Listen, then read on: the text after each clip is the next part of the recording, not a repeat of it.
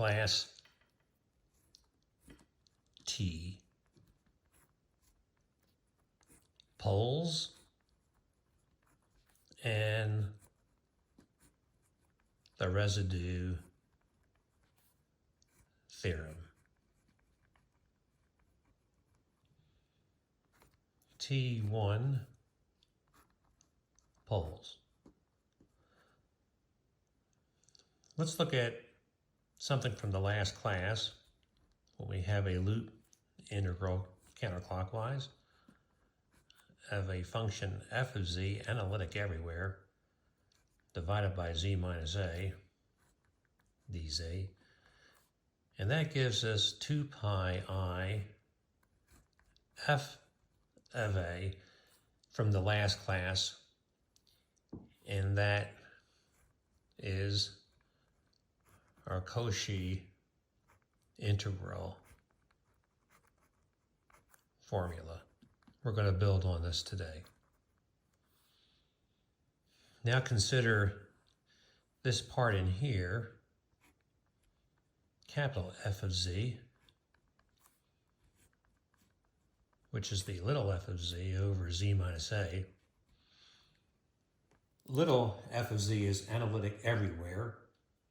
Capital F of z is analytic with a singularity at z equal to a.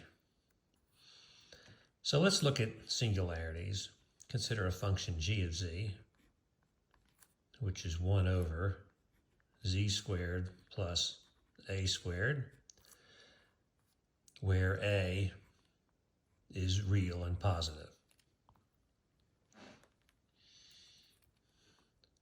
Now this denominator is going to be 0 if z squared plus a squared equals 0. That will be a singularity. That means z squared equals minus a squared, and z is then plus or minus I times a. So if you square I times a, you get minus a squared. That doesn't matter if it's plus or minus. So here, if we look at the complex plane, this is my symbol for a complex plane, where here I have the real and then I have the imaginary on the vertical. I have minus IA down here and plus IA up there. These are the two singular points, the singularities, and they're also known as poles.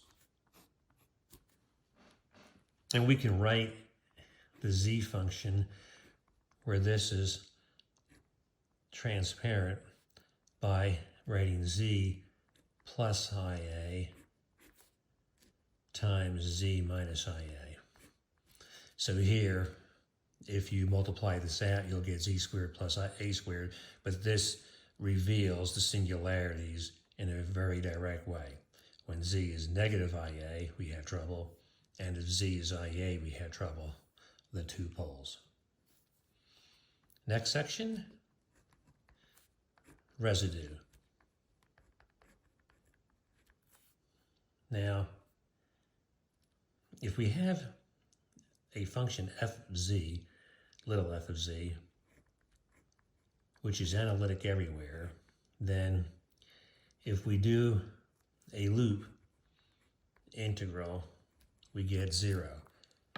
It would be advisable here to, let's review this, that we did do it in a previous class. So if we have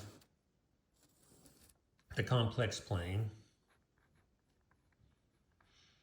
and we have a point 1 and a point 2, and we're going to go from 1 to 2 in alternate paths.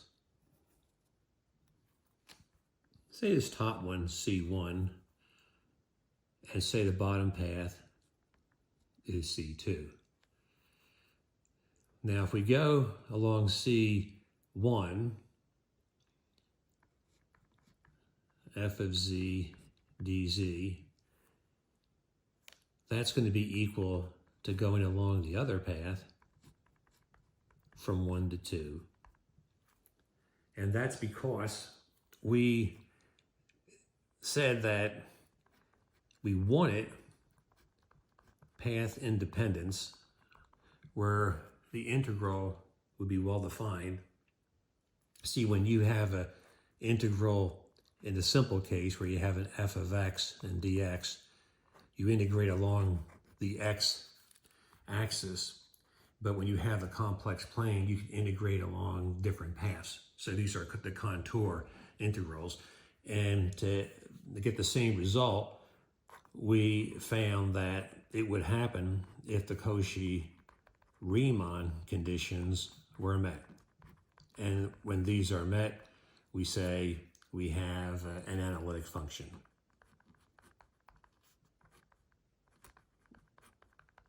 So f of z is analytic. That means this is going to be true. So now if we take and subtract, we have the f of z dz, that's contour 1. And then if we subtract contour 2, then we get 0. But suppose, when we look at this, if we take the negative of contour 2, that is coming backwards. Because if you flip, you see, this is going from 1 to 2. But if you flip 2 and 1, then come back, then this is a plus sign. So this implies that if we have the loop fz dz, you get 0. And so that's nice to just reinforce that if you go from 1 back to 1 again, and that's what this means, an enclosed loop, say closed path, then you get 0. All right. Okay, now let's go back to the last class again, and let's write this important formula from last class, where if we are going to look at a counterclockwise contour integration, where this capital F can be written as a f of z, little f of z, which is analytic everywhere, but the capital F of z has a singularity at z equal to a, that we have shown that that is equal to 2 pi I f evaluated at a. Now what we would like to do is have a formal way to get this answer from the f of z. So I'm going to say I want here formal way or procedure. And that procedure is going to consist of 3 steps. Trust me, this procedure will be useful later to have this, but for now it looks like, why do it if we already have the answer, but it'll be useful later. So step 1, clear the singularity. So we're looking at this capital F of z, which is analytic with a singularity at z equal a. So you need to clear that. So that's going to be, to clear that, you get z minus a times capital F of z. And that's going to then give you little f of z. So if you multiply this by z minus a, then you isolate the little f of z.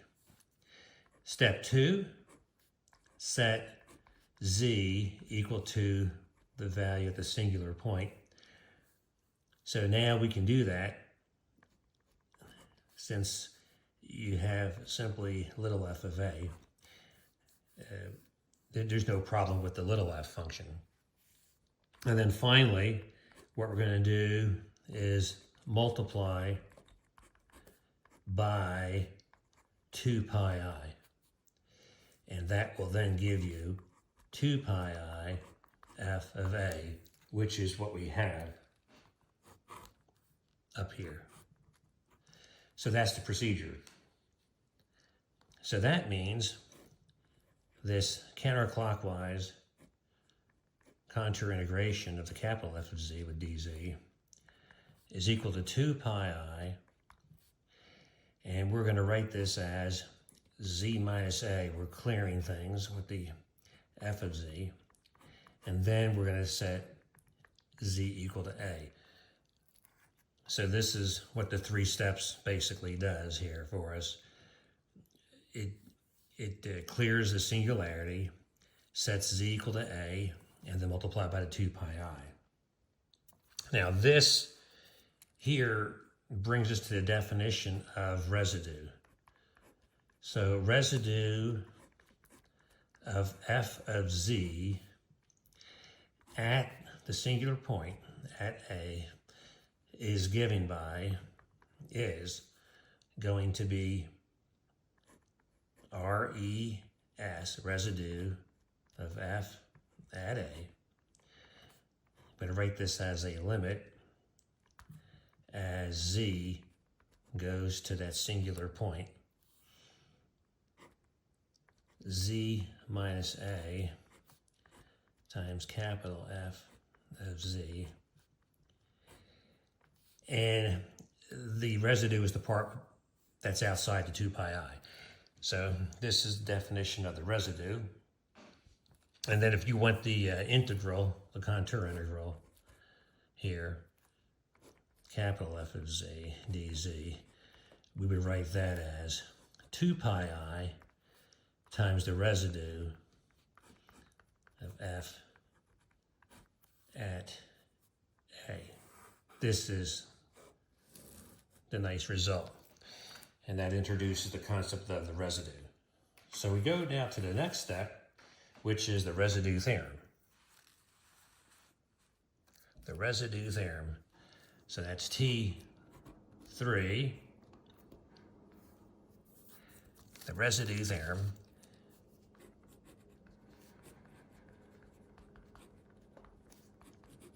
There we go.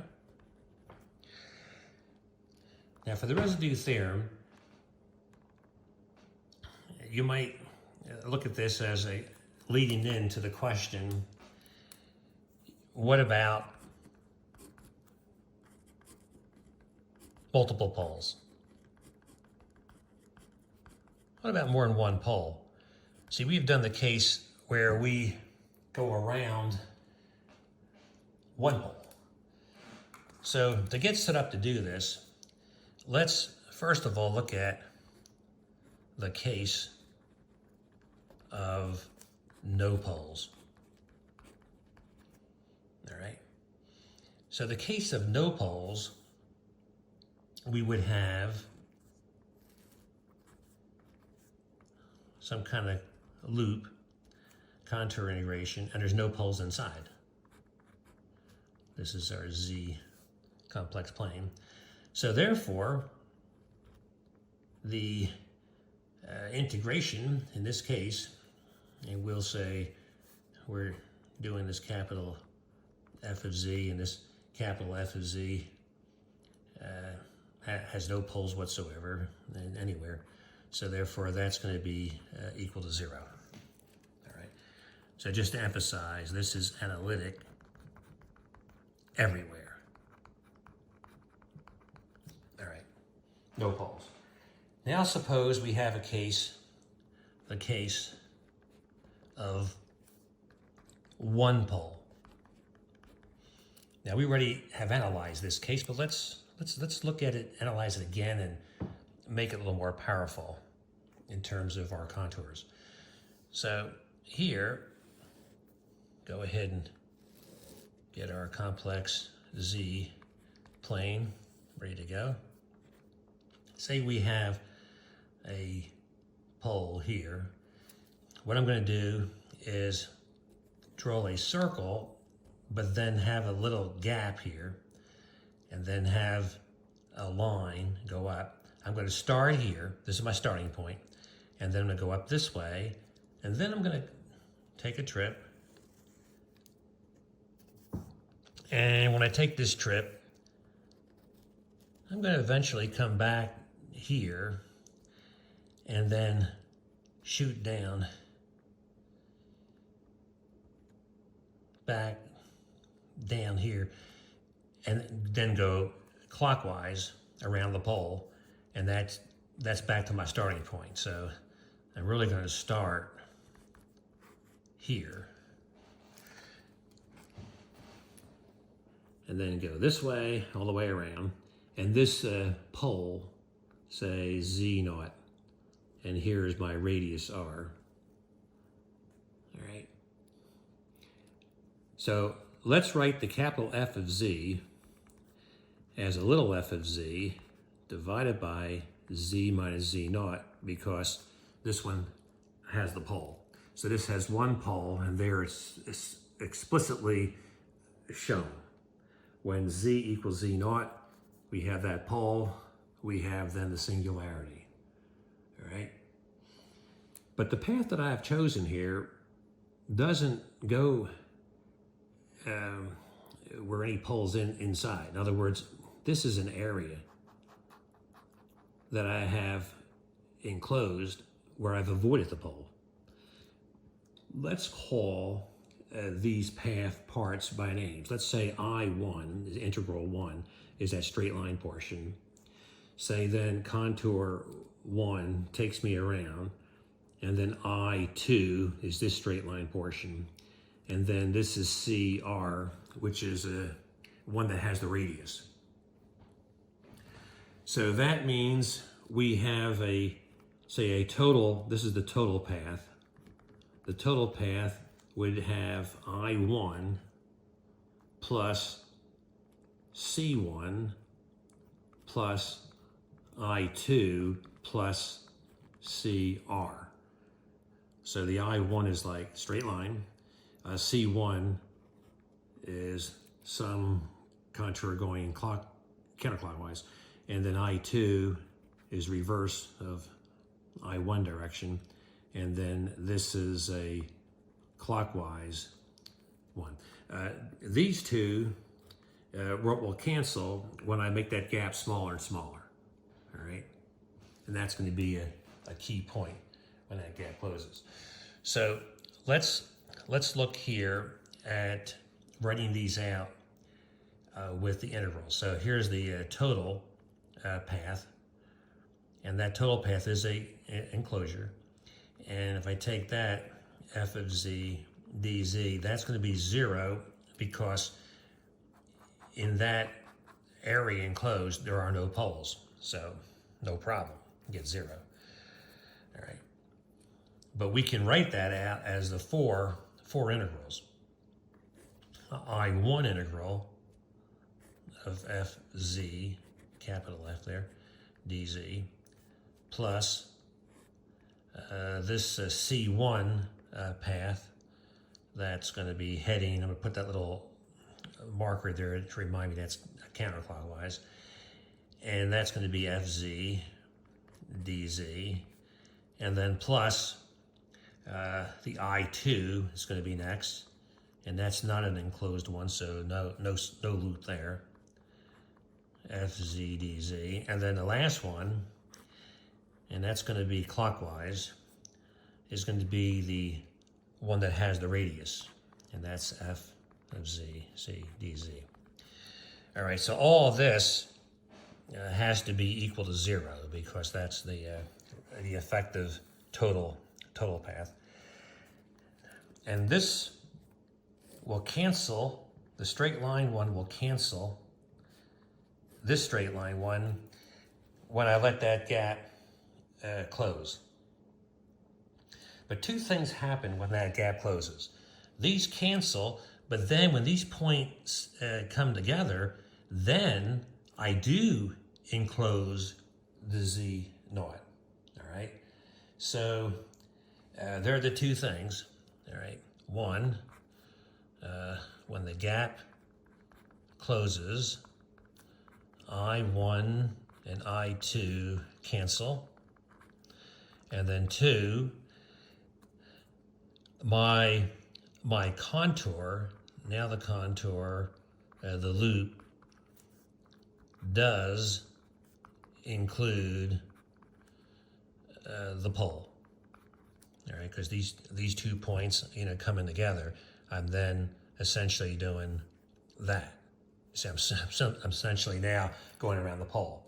So let's then look at C1. Then is going to be now enclosing the pole. All right.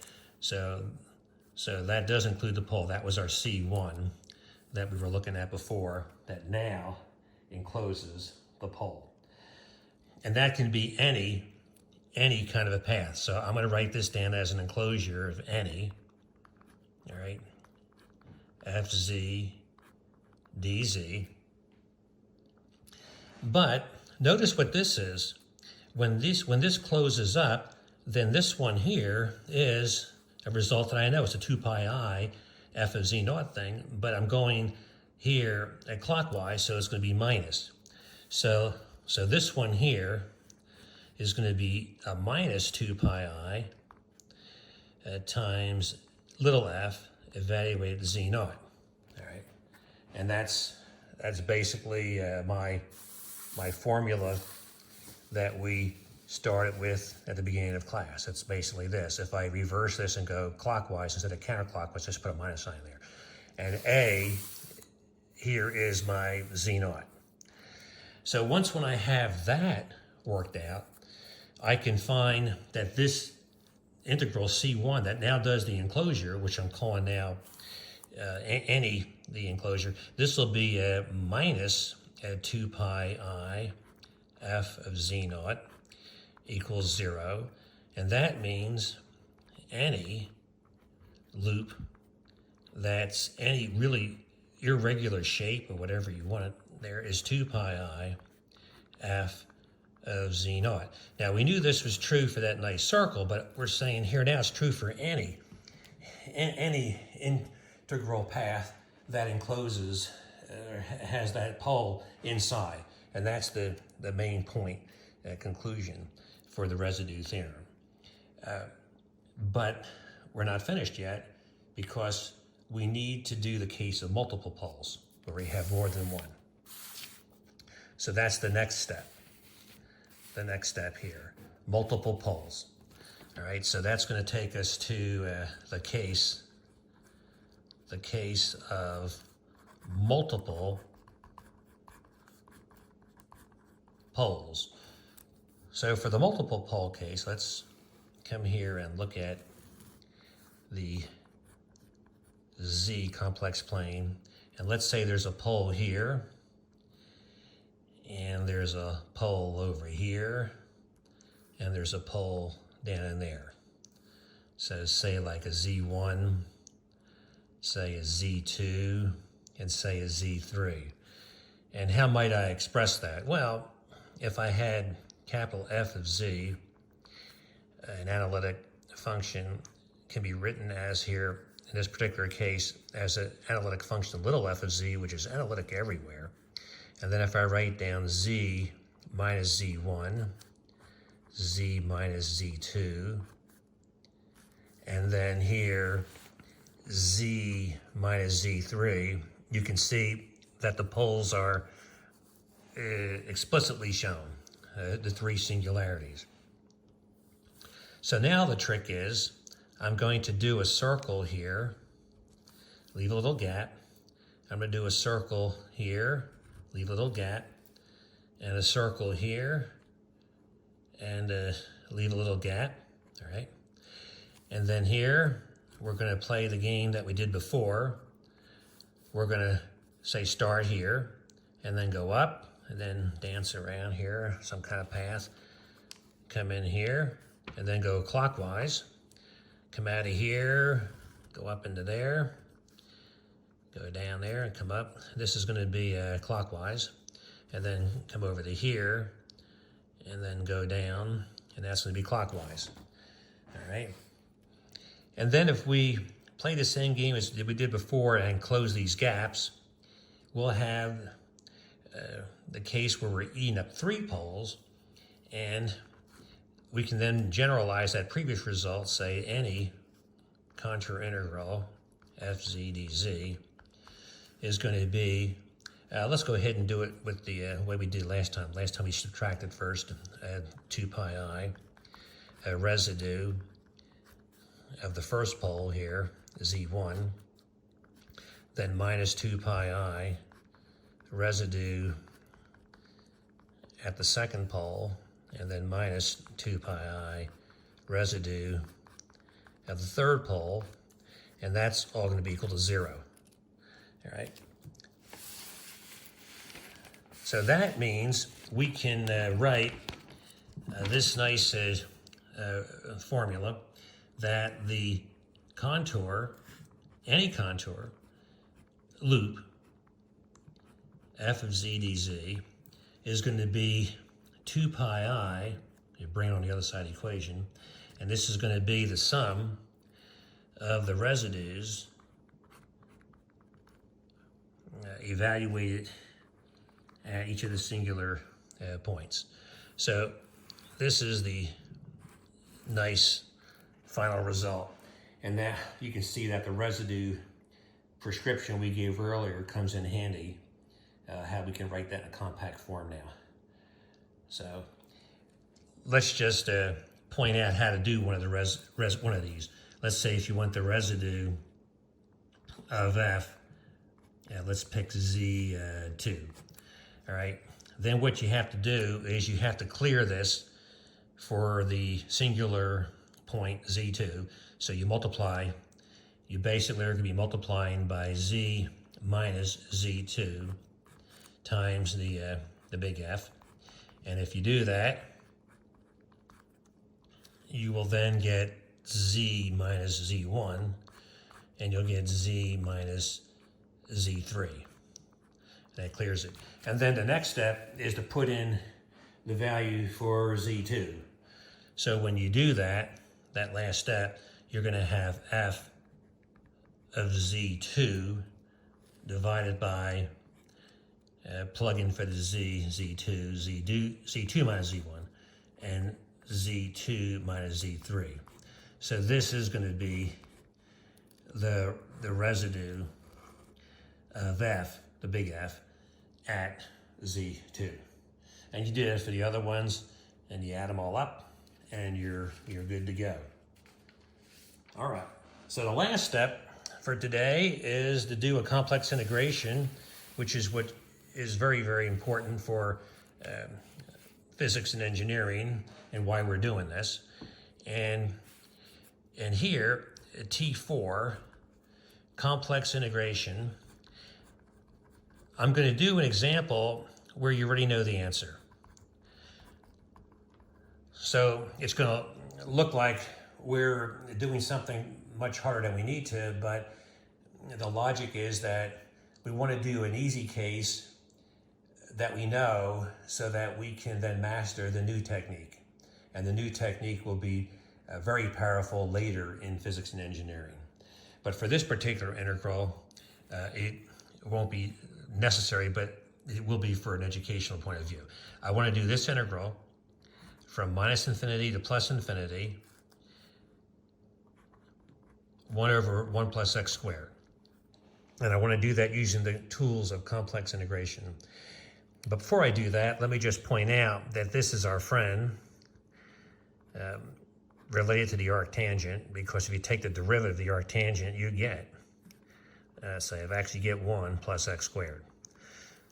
So this integral is the arctangent evaluated here, arctangent x minus infinity plus infinity. And you might recall that when you have the tangent function here, if you have minus pi over 2 and plus pi over 2, this thing like goes from negative infinity up through here, and then up goes up, runs up to positive infinity. So this would be then pi over 2 minus a negative pi over 2, and that's cool, that's pi. So that integral is equal to pi. Not the first integral we have encountered where we integrate over all x and wind up with pi. We had played with the exponential, remember, with the e to the minus x squared in there. Okay, so here, to do this using our powerful techniques is going to take several steps, but the idea is to use a simple problem that we know the answer to and solve it with the new techniques so that we know where we're going. We know what the answer is going to be. So what we're going to do is here go to the complex plane, and we promote the x to z, which is a complex number now. So that means here, if we look at, say, I'm going to pick this to be r, negative r, and here a positive r, because I don't want to go to infinity yet. I want to just show you the idea. But the integration I'm going to be interested in is from minus infinity to plus infinity, which for now we're going to consider a minus r to plus r. And then I'm going to have a loop. I'm going to have a loop here, like a semicircle, where this is radius r.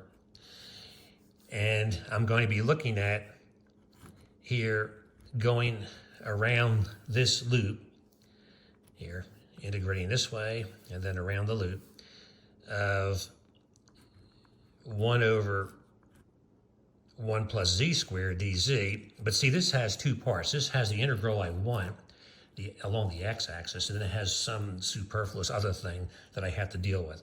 So this is going to be equal to, when I let the r go to infinity, this is going to be from minus infinity to plus infinity, dx 1 plus x squared. That's kind of cool how the z becomes just x when you're on the axis, horizontal axis here. And then plus, this is going to be plus then the semicircle, we'll just call that c sub r, the semicircle, and that's not an enclosure, that's just a semicircle. But if you add it to this piece, then you have the enclosure.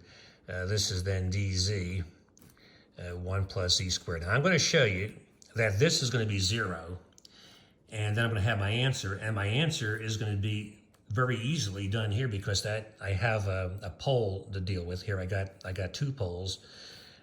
If you have z squared is minus 1 to find the poles, where this is 1 over 0, then that's going to get you z is plus or minus I. So that's a pole here at minus I and a pole there. But I'm eating up this pole.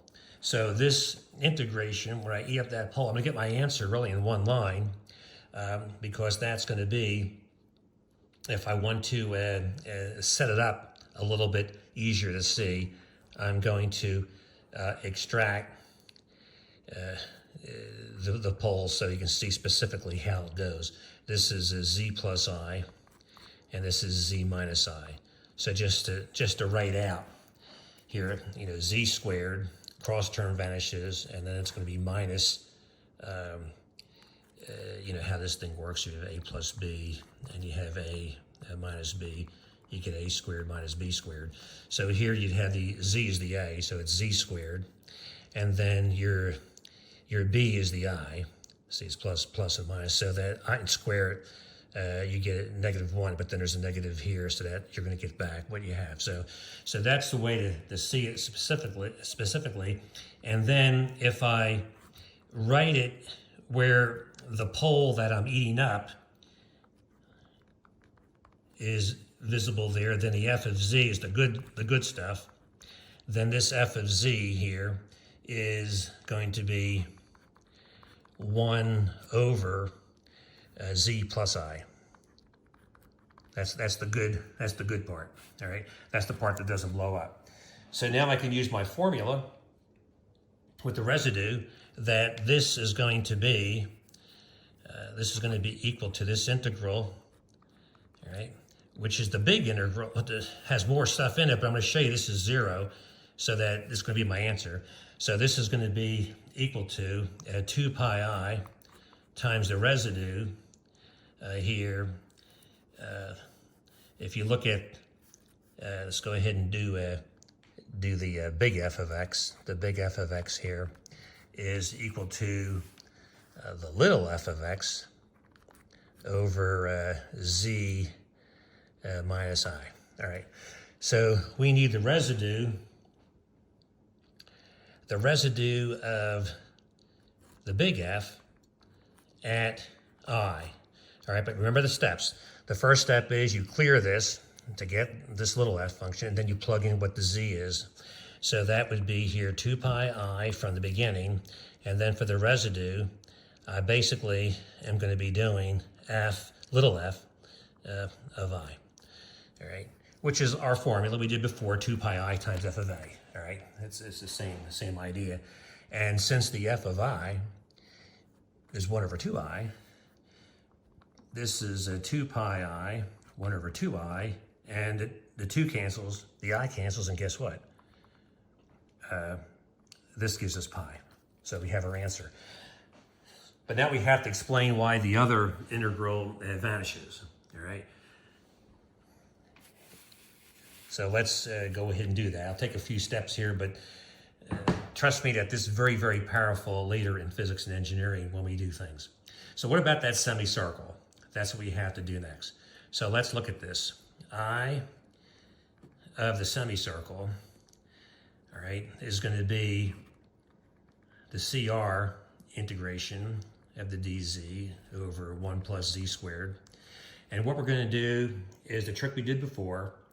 We're going to take z, we're going to let z equal r e to the I theta, and then dz is I r e to the I theta d theta, and then theta is going to go from 0 to pi to do that semi-circle contour.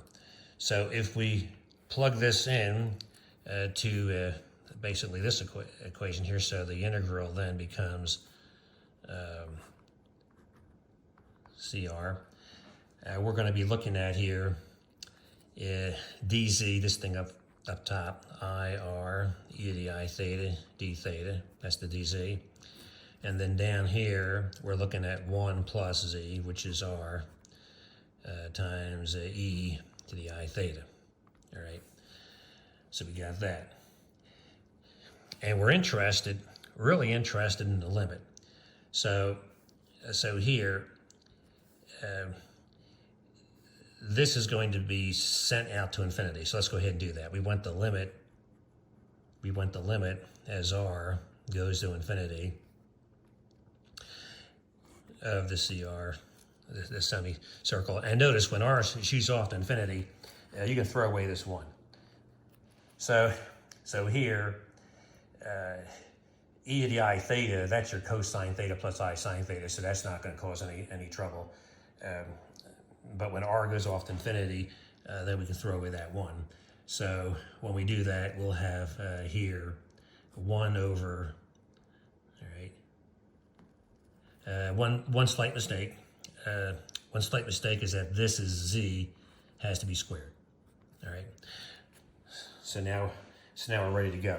So that r squared, when that comes out with the r squared, let's go ahead and just do that, just to see how that's working. So this would be here, this is I r e to the I theta, and there's a d theta, and this is 1 plus r squared e to the 2I theta, all right? So that's still sines and cosines, the half, or the double angle, still no problem. Sines and cosines are bounded by, the absolute values to be 1. And then when r goes off to infinity, we're going to throw away that 1. So doing that, we'll have here I times r e to the I theta d theta, and then we have here r squared e to the 2I theta. And then we could say that's going to be the limit as r goes to infinity. We can pull out the I, and here we're going to be looking at this integral. It's going to go basically from 0 to pi, and we're looking at here, r is going to cancel down there, so 1 over r, and then this is going to be e to the minus I theta, when we do that, all right? So here, you can see that if we go ahead and pull out the 1 over r, we can do that too. So that would be I over r and then we have 0 to pi e to minus I pi d theta. So this integral is easy to do. You'll get something finite, and here, when you let r go out to infinity, that's going to be 0. So we did it. So we get the integral using the complex technique, and it's interesting how that 2 pi I, that I cancels with that residue that has an I in it, 1 over I, and we got the same value pi. All right, very nice. Now you might ask the question, what about closing below? So if we have here I, and we have here minus I, and this is minus r, and this is plus r, and the integral we want is along that x direction here. What about, closing down here? Well, in some physics and engineering problems, you don't have a simple equation like this 1 plus z squared, but you might have an exponential here with x, an I or something. So you have to be careful that the integrand never blows up on you, and that will help us determine when we have a choice of where to close, how to do that. And that's coming later. But for now, we can close either way. We close down below, and if we close down below, then we're going to have here this clockwise integral dz 1 plus z squared, and that's going to equal minus r to plus r, but we're going to let r go to infinity, so let's go ahead and put the infinities in. And this is 1 plus x squared, and then this is going to be plus that CR, we'll call that a CR prime. So that's the one that closes, closes down below. And that CR prime one will have a dz over 1 plus z squared. So we promote the x to the complex variable, and we're interested in the integration along the x. We have this extra piece, which is going to be 0. So therefore, the integral is the same as doing the closed path. Now, if you're going in that clockwise, you have that negative 2 pi I, and then you want the residue of f at the minus I location. But see, if you clear that f, remember that f consisted of 1 over here z plus I and z minus I. So the first step in finding the residue is you got to clear it with respect to the minus I one, so you have to multiply by the minus I times the f of z, and that's going to give you one.